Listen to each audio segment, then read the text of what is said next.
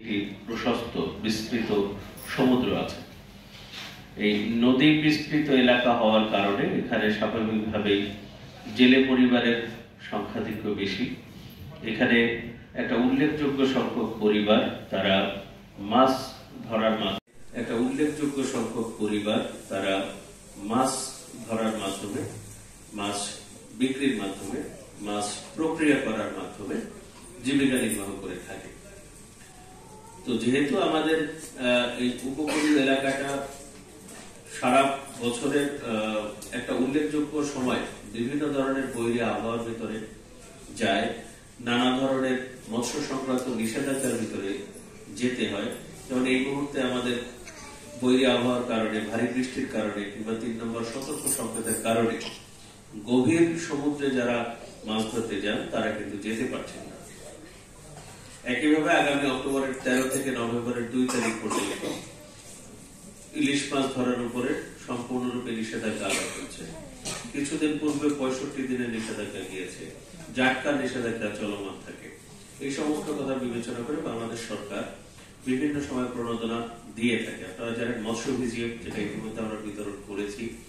তারপর হচ্ছে এই যে ইলিশ নিষেধাজ্ঞার সময় তখন সকল প্রকারের জেলেদেরকে সহযোগিতা করা হয়। এইভাবে আমাদের সরকারি যে সহযোগিতাগুলো আছে তার পাশাপাশি আমাদের বেসরকারি যে সংস্থাগুলো আছে তারাও নানাবিধ সহযোগিতা করে থাকে। আজকের প্রোগ্রাম, আজকের আয়োজকরাও তেমনই উন্নয়নের সহযোগী। সরকারের সাথে আমাদের এই জেলে পেশার সাথে যারা আছে, আমি যখন কুয়াকাটাতে যাই ইদানিং মাঝে মাঝেই দেখি যে আলিপুর এবং মহিপুর দুই পাড়ে এবং ওই যে ব্রিজটা আছে ওই ব্রিজের ডান এবং বাম পাশে, পূর্ব এবং পশ্চিম পাশে সারিবদ্ধভাবে অনেক ট্রলার থাকে। সন্ধ্যার সময় গেলে ছোট ছোট বাতি দেখা যায়, রঙিন বাতি। মনে হয় যেন এই নদীর উপরে আকাশ তারায় ছেয়ে গেছে। যখন আকাশ খুব পরিষ্কার থাকে তখন যেমন অনেক তারা দেখা যায়, আকাশটা যেমন দেখা যায়, এই নদীটাকে তেমন দেখা যায়, অনেক ট্রলার। বিষয় কিন্তু আমাদের অনেকেরই এখন পর্যন্ত ধারণা কম। আমরা মোটামুটি ইউরিয়া, লাল সার, আপনাদের লাল সার বলে তাই না, লাল সার, সাদা সার আর ড্যাপ সার, এই কয়টা সম্পর্কে আমরা সাধারণত জানি। কিন্তু ওই ভার্মি কম্পোস্টটা যখন আমরা উৎপাদন করবো, যেটাকে কেঁচো সার বলে আপনাদের ভাষায়, তো ওই কেঁচো সারটা যদি আপনারা উৎপাদন করেন সেখান থেকে কিন্তু আপনাদের ফসলের জন্য যতগুলো নিউট্রিয়েন্ট দরকার এইটা কিন্তু আমরা ওই কেঁচো সার থেকে আমাদের পরবর্তীতে আরো অন্যান্য গ্রামে আমরা কাজ করতে পারবো এবং আমাদের যে পরিচিত মুখগুলো আছে তাদের সাথে আরো ঘুরে ফিরে বারবার দেখা হবে। কারণ আমাদের জেলে পরিবারের অ্যাকাউন্টে 50,000 টাকা গেছে, 1 লাখ টাকা গেছে। এই আশা আমরা করতে পারি না? হাততালি দেন না কেন? আমি আসার জন্য আমাদের উপসহকারী প্রাণী সম্পদ কর্মকর্তা এসেছেন, তাকে আমি ধন্যবাদ জানাচ্ছি আমাদের এখানে আসার জন্য। আমাদের খালি হাতেও পেরে তখন আপনি যেন বলতে পারেন যে না, আমি খালি হাতে বসে নেই, আমাকে যে প্রশিক্ষণ দেওয়া হয় এগুলো দেওয়া হয়। আমি কুয়াকাটাতে দেখেছি ফিশ ফ্রাইয়ের ব্যবসার সাথে যারা জড়িত তাদেরকেও কিন্তু এরকম মৎস্য ডিকাটা অনেকটা বন্ধ হয়ে যায়। এই সময়ে যারা কিছুটা হলেও সহযোগিতা করে তারাই কিন্তু প্রকৃত বন্ধু। যে যখন আমাদের জেলে ভাইয়েরা মাছ ধরতে যেতে পারে না কিংবা কোনো অন্যান্য বাধা, ট্রলার যখন এই ঘাটে ভিড়ে আসে দেখতে ভালো লাগে, কিন্তু কেন ভিড়ে থাকে?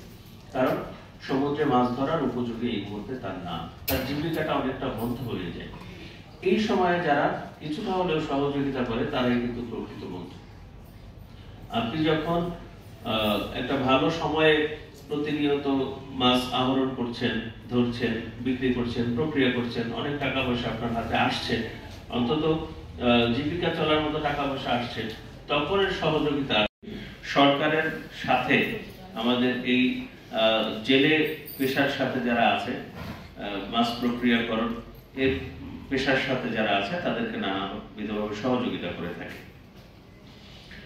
আমি যখন কুয়াকাটাতে যাই ইদানিং মাঝে মাঝেই দেখি যে আলিপুর এবং মহিপুর দুই পাড়ে এবং ওই যে ব্রিজটা আছে ওই ব্রিজের ডান এবং বাম পাশে, পূর্ব এবং পশ্চিম পাশে সারিবদ্ধভাবে অনেক ট্রলার থাকে। সন্ধ্যার সময় গেলে ছোট ছোট বাতি দেখা যায়, রঙিন বাতি। মনে হয় যেন এই নদীর উপরে আকাশ তারায় ছেয়ে গেছে। বাচ্চা কাচ্চাকে লালন পালন করবো, করবেন, বাচ্চা কাচ্চাকে পড়াশোনা করাবেন, সেই ক্ষেত্রেও কিন্তু কি সেটাও এক ধরনের উৎপাদনশীলতার মধ্যেই পড়ে, কারণ ভবিষ্যতে আপনার ছেলেমেয়েরাই কিন্তু আপনাদেরকে দেখবে। তো আমরা আমাদের ছেলেমেয়েদেরকে যখন মানুষের মতো